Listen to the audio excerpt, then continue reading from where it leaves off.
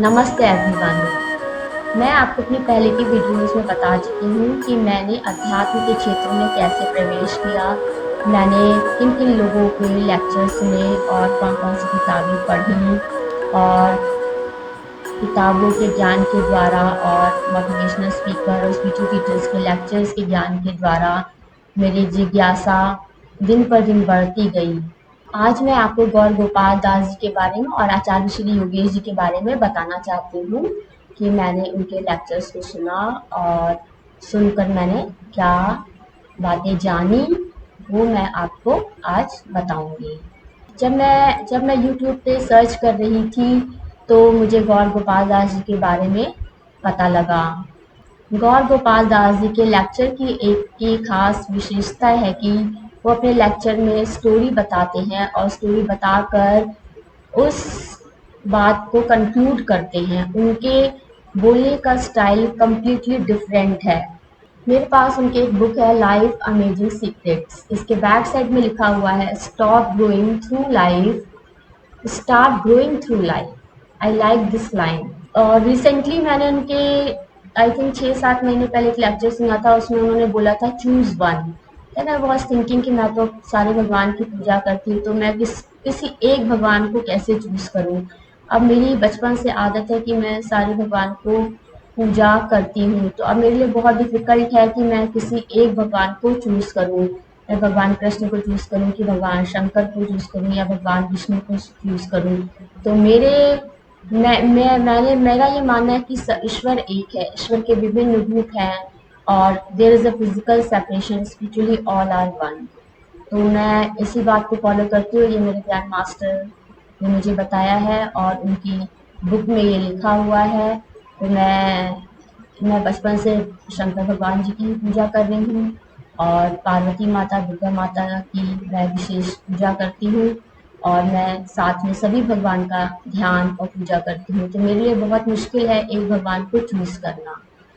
और आचार्य श्री योगेश जी के लेक्चर्स का मुझे इस तरह से पता लगा कि जब मैंने कीवर्ड डाला एनलाइटमेंट, व्हाट इज समाधि, तब उनके लेक्चर्स आए। तो सबसे इम्पोर्टेंट बात मैंने जो उनका लेक्चर सुना था उसमें उन्होंने कुछ मिनटों में बताया था कि एनलाइटमेंट पॉसिबल है।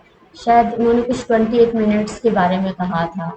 और तो होता ये है कि जैसे ही हमें नॉलेज मिलती है और हमारे ब्रेन में वो चीज़ें प्रोसेस होती हैं, तो हर चीज़ का कॉज एंड इफेक्ट होता है, तो उसी के अकॉर्डिंग जो है हमें रिजल्ट्स मिलने शुरू हो जाते हैं।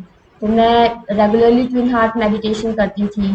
तो मेरे ट्विन हार्ट मेडिटेशन भी 25 अराउंड 28 मिनट्स का ही होता है। तो हमेशा जो हमारा क्राउन चक्रा है वो रिसीव करता है डिवाइन एनर्जीज को।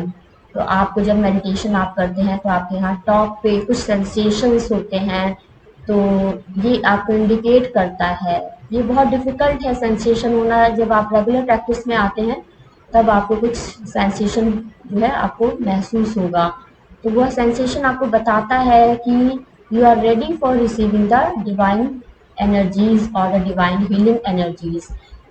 I already told you about the divine healing energies in Grandmaster meditation, divine healing energies, जो कि मैंने एक वीडियो पोस्ट किया था जिसमें ऑलरेडी उसमें बताया गया है कि जब हम मेडिटेशन में बैठते हैं तो हमारा क्राउन चक्रा जो है डिवाइन एनर्जीज को रिसीव करता है। तो आज मैं आचार्य श्री योगेश जी के भी लेक्चर्स सुनती रहती हूँ।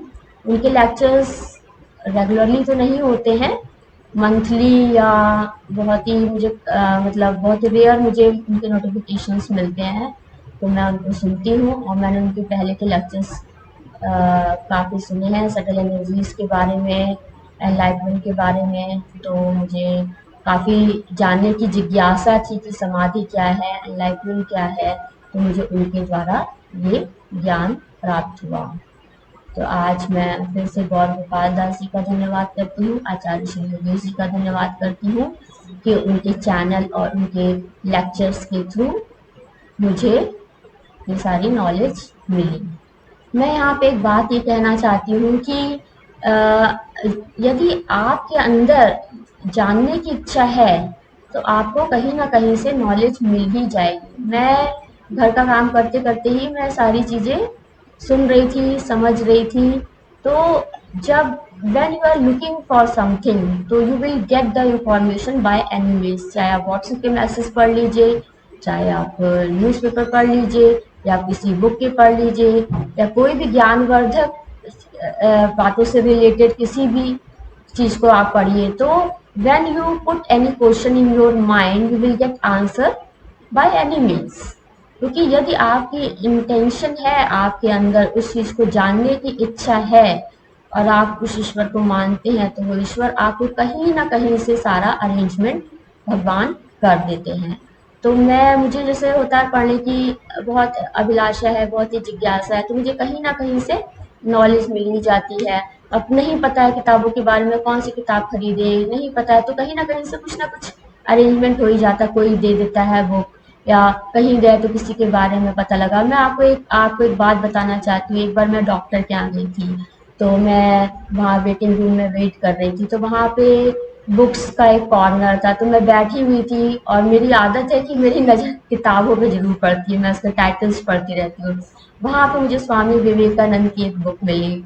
Then I note down the title and all, मैंने वहाँ पे थोड़ा सा उसको पढ़ा, मुझे कंटेंट बहुत ही इंटरेस्टिंग लगा, तो मैंने तुरंत ही अपनी डायरी में उसको नोट किया। फिर मैंने अमेजोन के थ्रू और जो भी उसकी साइट्स होती हैं वहाँ से मैंने उस किताब को मंगाया और फिर मैंने उस किताबों को पढ़ा।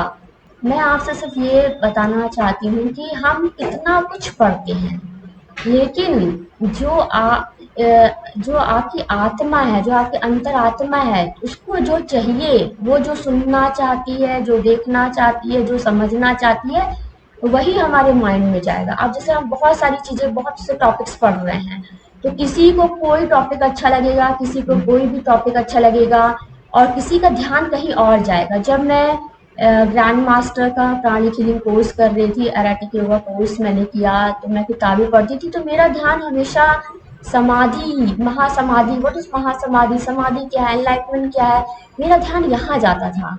और मतलब हीलिंग पे भी जाता था, मैं उसको पढ़ रही थी, कलर प्राणा समझ रही थी, ऑरा समझ रही थी, सारी चीज समझ रही थी, लेकिन एक जो इंटेंशन होता है वो माइंड केवल वही जा रहा है। तो वो मैं आपको बताना चाहती हूँ। जब हम सब्जेक्टिव नॉलेज में पढ़ते हैं, अब किसी को इंजीनियर बनना है तो उसका मैथमेटिक्स में इंटरेस्ट होता है, किसी को डॉक्टर बनना है तो उसका ऑटोमेटिकली बायोलॉजी में इंटरेस्ट होता है। तो आप सारी चीजें याद नहीं रख सकते। आपका स्टोरेज कैपेसिटी है आपके ब्रेन का, तो आप कुछ चीजें एलिमिनेट करेंगे, कुछ चीजें आप पूरी तरह से आपकी कॉजल बॉडी में चली जाती है। तो जो आफ्टर डेथ जो भी आपके साथ जाएगा वो आपके कॉजल बॉडी के साथ जाएगा। तो जो भी इंफॉर्मेशन है, जो भी आपके राइट कर्मास हैं, जो भी आपने अच्छे कर्म किए हैं, वो सब आपकी कॉजल बॉडी में स्टोर हो जाता है। तो हम पढ़ते कितना कुछ है, कितना कितना आपको याद रहता है बताइए। हम एग्जाम देते हैं फिर उसके बाद हम भूल जाते हैं, कितना हमको याद रहता है फिर नेक्स्ट ईयर। लेकिन उसमें से कुछ चीजें ऐसी होती हैं जो हमारे आज भी हमें याद है, और कुछ चीजें नहीं है जो हमने उसको ध्यान ही नहीं दिया इतना, लेकिन कुछ चीजों पे जिस पे हमने ध्यान दिया वो हमारे साथ लाइफ टाइम रहती हैं। तो ये मैं आपको यहाँ पे बताना चाहती हूँ। तो मैंने जॉब छोड़ी एंड आई डिसाइडेड कि मैं घर पे रहूंगी। फिर मैंने सोचा मैं घर पे रहूंगी लेकिन मैं अपना समय नहीं बर्बाद करूंगी। मैं किचन का काम, कुकिंग, घर के सारे काम मैं स्वयं से करती हूँ। तो लेकिन मैं काम करते करते सुनती रहती हूँ, पढ़ाई करती रहती हूँ कि मेरा समय वेस्ट नहीं होना चाहिए, मेरा समय बर्बाद नहीं होना चाहिए, क्योंकि ये मनुष्य का जीवन एक बार ही मिलता है और मैं इस मनुष्य के जीवन को खोना नहीं चाहती हूँ। और मैंने इस ईश्वर से प्रार्थना की कि मैं अपने इस मनुष्य के जीवन को सार्थक करना चाहती हूँ, और मैं चाहती हूँ कि भगवान मुझे अधिक से अधिक ज्ञान दें और मुझे बताएं कि what is ultimate reality, what is the truth of the life. तो ये मैं आपको पहले के वीडियोस में भी बता चुकी हूँ और आज मैं फिर से आपको ये बता रही हूँ। तो ये मैं छोटी छोटी बातें बता रही हूँ। जो भी मेरे वीडियोस देखेंगे, सुनेंगे, तो उन तक ये बातें पहुँचेंगी और शायद उनको, उनके जीवन में बातें काम आए, शायद उनका भी मार्ग प्रशस्त हो। इस बात की मैं प्रार्थना करती हूँ कि मेरे वीडियोस भी किसी के लिए लाभकारी हों। तो फिर से मैं एक बार गौर गोपाल दास जी का और आचार्य श्री योगेश जी का धन्यवाद कहती हूँ। और मैं आगे भी उनके लेक्चर सुनती रहूँगी, क्योंकि हम एक दूसरे से ही सुनते हैं, एक दूसरे से हमें आइडियाज़ लगते हैं कि हमें नेक्स्ट क्या बोलना है, और इससे ये हमें पता भी लगता रहता है कि इस फील्ड में क्या हो रहा है, कौन किस तरह से कैसी बातें कह रहा है। तो इस तरह से हमारी अवेयरनेस बढ़ती है और हमें नए नए आइडियाज़ लगते हैं। नमस्ते एवरीवन।